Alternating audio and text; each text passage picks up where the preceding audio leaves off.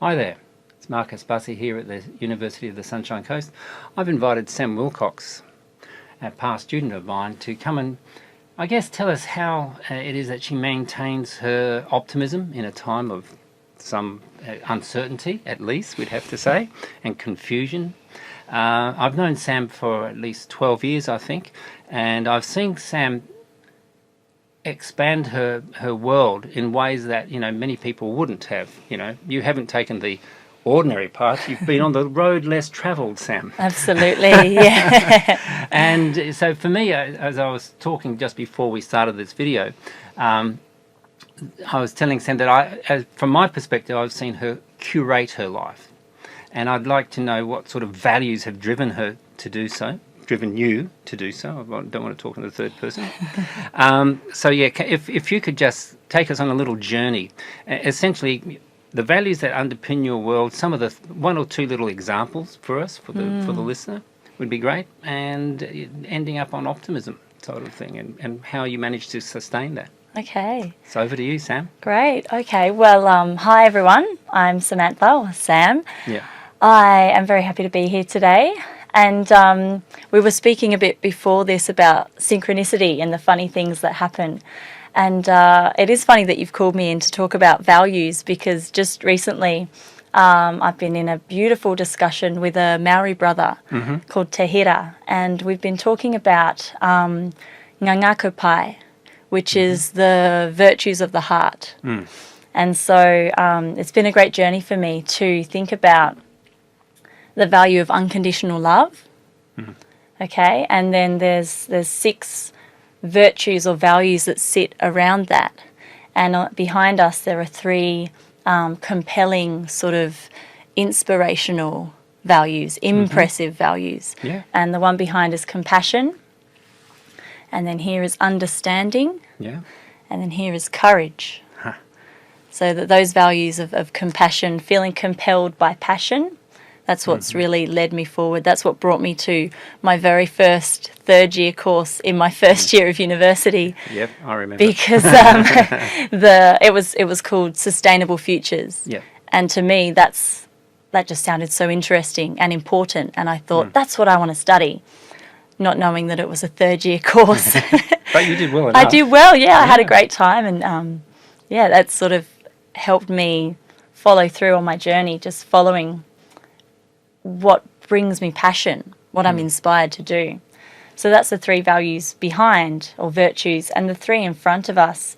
The one in front is gratitude. And I think, gratitude and that perspective is a magical thing. It's the experience is 10% what happens to us and 90% how we choose to respond. Yeah. And the other values are humility on this side, and that's informed by understanding. And the one here is forgiveness. So I think, it's about forgiving others and self, and learning from that in a way we can move forward. So that's been a bit of my experience recently. And that's from Maori culture. Yeah. So Maori culture is from New Zealand, if you are unsure. Yeah, fantastic. So what are you up to in life now? So how is all this sort of blossoming? Well, I am a mum.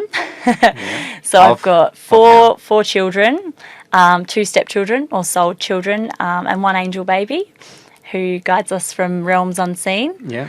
And I'm a busy mum. I do a lot. Yeah. I'm a writer as well. I work a little bit for you on different projects at the university, which I really enjoy. And I love my garden. I grow food in the garden, and that really connects me to the nature and the earth, and about, feeding ourselves from the earth, and really paying attention, really cultivating awareness where food comes from and how I can connect with the natural cycles to make me a better person. So I've written a children's book and a workbook that goes with that. I've also recently written a chapter in another multi-author book with people from all around the world. It's called Birth. It's volume 2. And Yeah, together with my partner or husband, Samoko, we are sort of holding space for gatherings for people to come together. Yep. To in community, in connection to culture. Yep. He's African. He's from Kenya, so we do drumming and dancing and singing, and we create ceremonies to give back to the land, and it's really Beautiful. fun, really Beautiful. great stuff. I'm also doing another thing, another few things actually. I'm doing. She's so busy. I tell you, it's fantastic. Inspiration. I'm doing a herb course with Heidi Marika. She's a local woman who wrote a book called Wildcraft.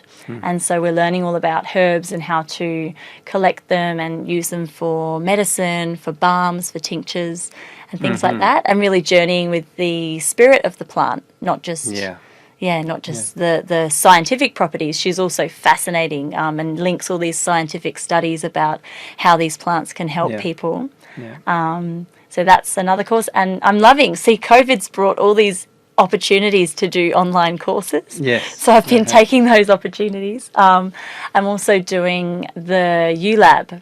Yes. So that's the Theory U. It's an edX, so through an app from some academics at MIT, and I'm really enjoying that as well. I think that's a 10-week journey. We're maybe at week 3 or 4 at the moment. So that's all about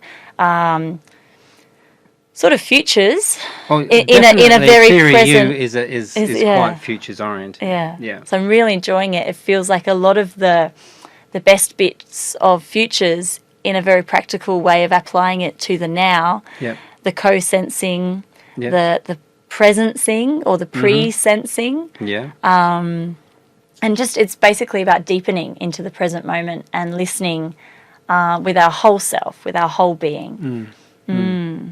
So you mentioned that your husband is African. Now, I know that you have done, at least in the past, work in Kenya as well. Can you tell us just a little bit about that? Just a little bit about that. I might cry. I'm feeling sad at the moment about that because we can't be there. Yeah. And we were really hoping to go back to Kenya this year. And, of course, we haven't been able to do that. We've got a lot of family there in the village and we really miss them. I really want to take my kids back again. Yeah. They've been back 3 times, but it's been nearly 4.5, nearly 5 years. Yeah, since the last time. So we were really due to go this year, and it just can't happen at the moment. So we do. We've supported projects in the village and the surrounding villages in Western Kenya. So it's in Luoland, Siaya, near Siaya, that's the biggest town. So we've done things across health, like delivering hundreds of mosquito nets and health education. I remember, you got, I donated some footballs or something at one point. Yeah. And some other things like that. You did sports equipment, yeah. Okay. We've done soccer balls. Okay, I'd forgotten about that. Yeah. We also go back and we've taken volunteers from Australia, from America, some from Asia, and they go back and just connect with the people in the village and help in the gardens and share their culture. And it's a way of affirming the traditional Luo, the Kenyan culture, because they're seeing people from outside really love and enjoy their culture. Yeah. You know, and so they've sort of been brought up with this Western model of education that West is best and, oh no, traditional culture, that's backwards. You know, don't do that. But we come back and say, hang on a minute, the West have gone so far in a different direction. Now many people are turning around and wanting to go back and look at traditional, more connected, community-minded, present, aware values. I think that's part of the new learning, actually. I would have to agree. So now, in what way do you think the Kenyan connection for you, and I know that you're connected to Indigenous Australians as well, and now you mentioned this Maori guy as well coming into your sphere. Do you think that having that intercultural stuff has changed you? Absolutely, yeah. Can you just give us a little insight into a thought or two on that? Yeah, okay, well, I think it started when I was a child. So I grew up in England. I spent the first half of my life up to 15 in England, and then I've spent the last 15 years here in Australia, going in and out to Kenya and Taiwan and Japan and things in the middle. But with my dad, so we'd go on holiday every year. My mum and dad would work really hard every year in the UK in the grey skies, you know, just so we could go on holidays for a few weeks of the year. And being in Europe, you're so close to so many different places. So we'd go to Spain, you know, we'd go to different Mediterranean islands. We did go to America one time, and so we were really lucky. Wow, I feel really, that's a really great bringing up, really isn't it? blessed. And I was just always so interested about these people from different cultures. So my dad and I would go out walking, you know, and I think he was looking for a nice breakfast or a good place to have a beer, you know, but I would just really absorb all of this difference, and I found it so beautiful and magical, and I really feel like that set me up for being interested in anyone of a different culture. And then as I've grown, I really see value in Indigenous cultures, in traditional societies. So thank you. So last question for you would be, given all that you're up to, given the diverse range of experiences in your life, you feel optimistic in a time like this, which is somewhat confused, torn, polarized? You're still optimistic, aren't you? Yeah. What is it you think that triggers that or sustains that? That's better. What sustains it? It comes back a little bit to values as well. The value of responsibility.